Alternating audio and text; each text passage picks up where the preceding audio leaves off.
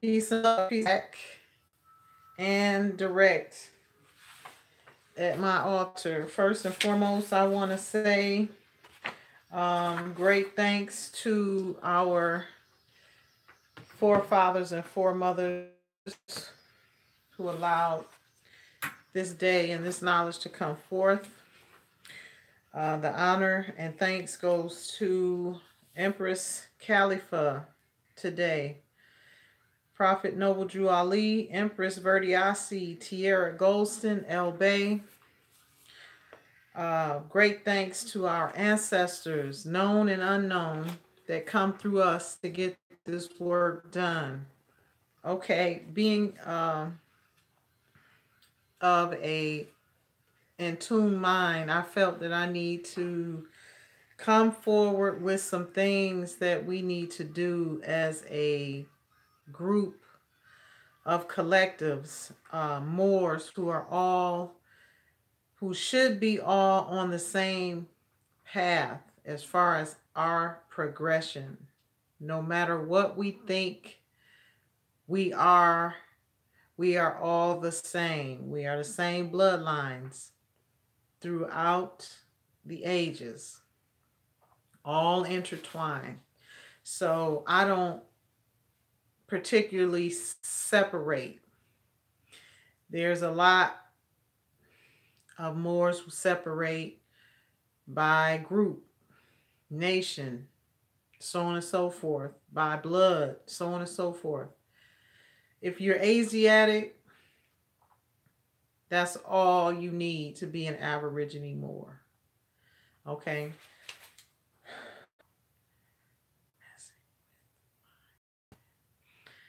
Yeah.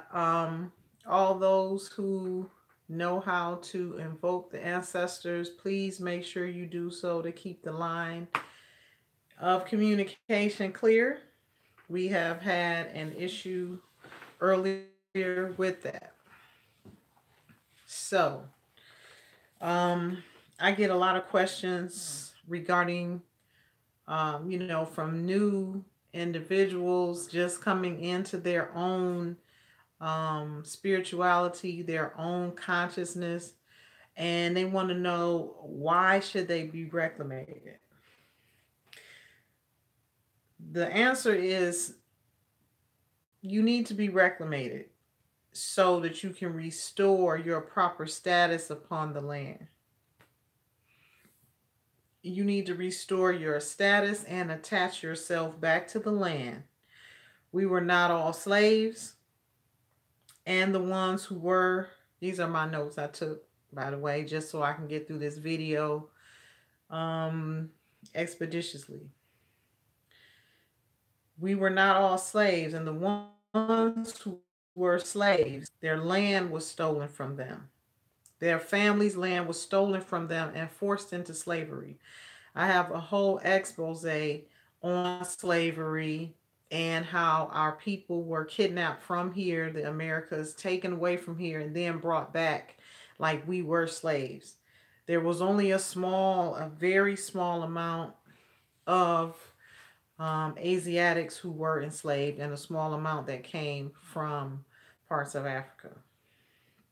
We'll get to that at a later date. That's just a brief synopsis on um, just the fact that we were not slaves. So I have a library full of proofs from the British governments, um, and various treaties. Is just so much knowledge and information and evidence to that fact.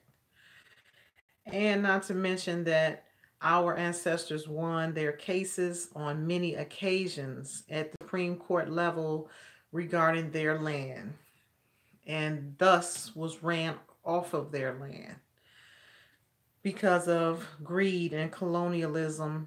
Um, and here we are today being moved constantly, still being moved off of the land of our ancestors. All right. Um, so that is the number one reason you should reclaim. And how do you reclaim? You reclaim by your proclamation and declaration of your status.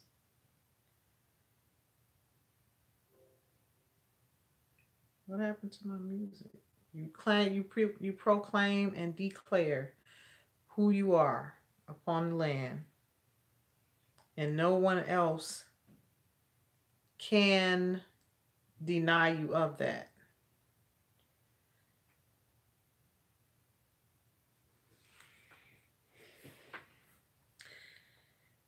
And how do you do that?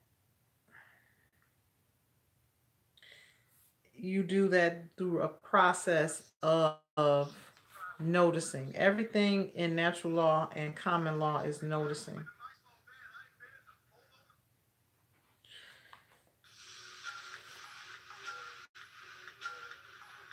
This is natural law. You have the right to be attached back to your ancestors' land. And the process of noticing is a natural law and common law. It's your right to rule over your dominions as your ancestors did and continue to do. This knowledge is suppressed. Make no mistake about it. This knowledge has been suppressed and you have not been taught. You have been taught only what the colonialists want you to know in their school systems, which is why we have to teach our own children the truth about our own heritage and our own lineages. Hold on one second.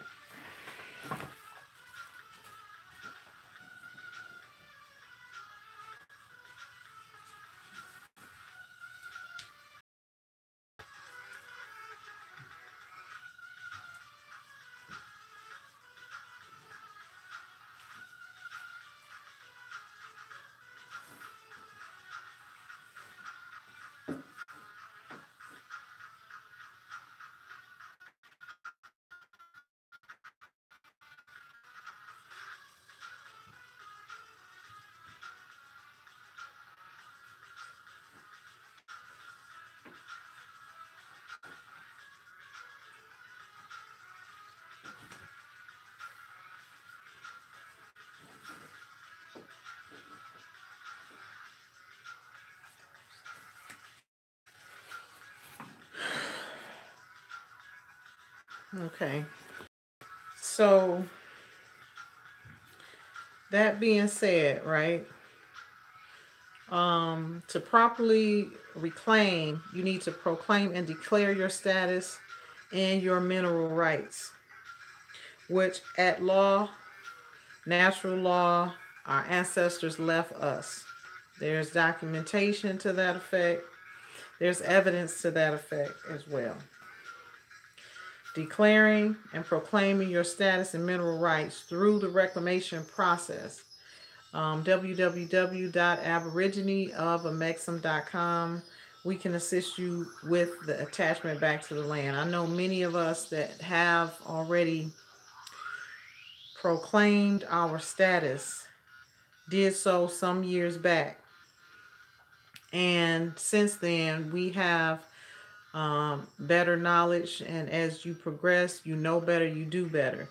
So this reclamation that we have now covers everything. It covers your status, your name change, your exemptions, your immunities, and also attaches you back to the land as an Aborigine Moor.